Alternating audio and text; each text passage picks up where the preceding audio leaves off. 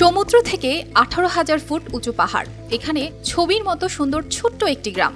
অবাক হলেও এখানে কখনো পড়ে না বৃষ্টি, কারণ আকাশে ভেসে বেড়ানো মেঘেরা এই গ্রামের নিচে বাস করে। বলছি পেরুর আন্দিজ পর্বতমালায় অবস্থিত বিশ্বের সবচেয়ে উঁচু গ্রাম লা রিনকোনাডার কথা। একে ডেভিল প্যারাডাইস বা শয়তানের স্বর্গও বলা হয়। এই গ্রামের মনোমুগ্ধকর প্রাকৃতিক সৌন্দর্য এবং ট্রেকিং এর আনন্দ পেতে সারা বছরই ভিড় জমান পর্যটকরা। এই শয়তানের স্বর্গে প্রায় 50 থেকে 70 হাজার মানুষের বসবাস। এটি পৃথিবীর সবচেয়ে উঁচু স্থান যেখানে মানুষ স্থায়ীভাবে বসবাস করেন। তবে এমন উঁচু স্থানে বাস করা মোটেও সহজ নয়। এখানে নেই কোনো নদীর স্রোতধারা, বৃষ্টির হওয়ারও নেই কোনো সম্ভাবনা, কারণ আগেই বলেছি মেঘ থাকে এই গ্রামের নিচে। মানে এই ডেভিল প্যারাডাইস যতটা উপরে আছে, মেঘ তত উপরে থাকে না।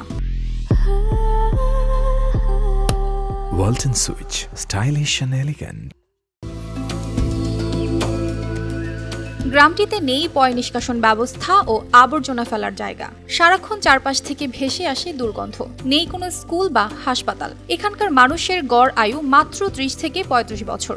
অথচ গ্রামটি যে দেশে অবস্থিত সেখানকার মানুষের গড় আয়ু প্রায় 73 বছর। এখানকার মানুষ অনুপযোগী আবহাওয়ার কারণে ধীরে ধীরে ফুসফুস ও শ্বাসযন্ত্রের সংক্রমণে মারা যান।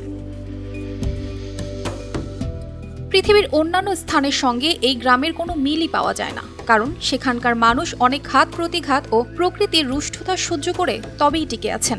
তাদের জীবনযাপন অনেক কষ্টের। এখন প্রশ্ন হলো, এত কষ্ট করে এই উঁচুতে কেন তারা বসবাস করে?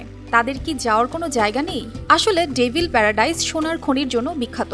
60 বছর আগে এখানে প্রথম সোনার খনির খনন কাজ শুরু হয়েছিল। লা রিনকোনাডায় অসংখ্য ছোট বড় স্বর্ণখনি রয়েছে, আর তা উত্তোলনের জন্য অমানবিকভাবে খাটিয়ে শ্রমিকদের পারিশ্রমিক দেয়া হয় অপরিণত স্বর্ণ বা স্বর্ণ পাওয়া যেতে পারে এমন কিছু আকরিক। মাঝে মাঝে সেসব আকরিক খনিতে মিলে না কোনো স্বর্ণ, তখন পুরো মাসের পরিশ্রম হয়ে যায় বৃথা।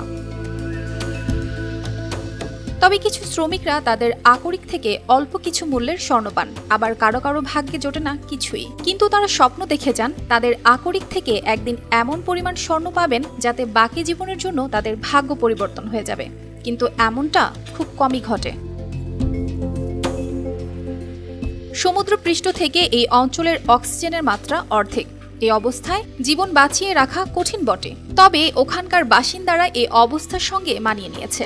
এখানে শীতে পুরো পাহাড় বরফে ঢেকে যায়। প্রচুর তুষারপাতের কারণে অঞ্চলটি খাদ্যশস্য উৎপাদন বন্ধ হয়ে যায়। এজন্য স্থানীয় বাসিন্দারা শীতকালীন মৌসুমে টিকে থাকার জন্য পর্যাপ্ত খাবার সঞ্চয় করে রাখেন আগে থেকেই, কারণ শীতে তারা কেউ ঘর থেকে বের হওয়ার কথাও চিন্তা করতে পারেন না। এ সময় তাপমাত্রা -25 থেকে -35 ডিগ্রি সেলসিয়াসে নেমে আসে।